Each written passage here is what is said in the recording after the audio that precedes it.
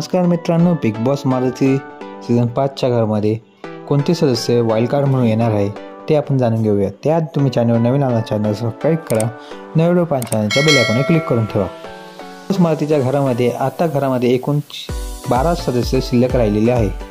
या 12 सदस्यांमध्ये ताकदीने व बॉडीने स्ट्रॉंग असलेले सदस्य म्हणजे अरबाज आणि वैभव।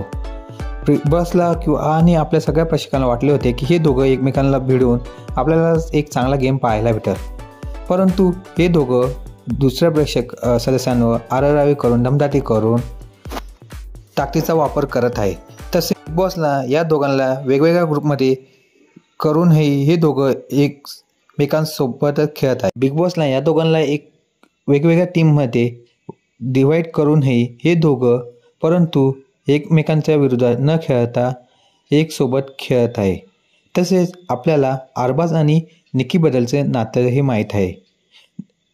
अरबाजने घरामध्ये एका शोच्या वेळेस तो म्हणाला होता की तो कमिटेड आहे, परंतु आपल्याला निकी आणि अरबाजमध्ये प्रेम खुललेलं दिसत आहे। हेच प्रेम खरं की खोटं हे जनतेसमोर आणायला आणि अरबाज आणि वैभवची गुर्मी उतरायला प्रेक्षक वाईल्ड कार्डची एंट्रीची मागणी करत आहे। तर या आठवड्यामध्ये भाऊच्या धक्क्यावर 2 जणांची एंट्री होणार असल्याची चर्चा आहे।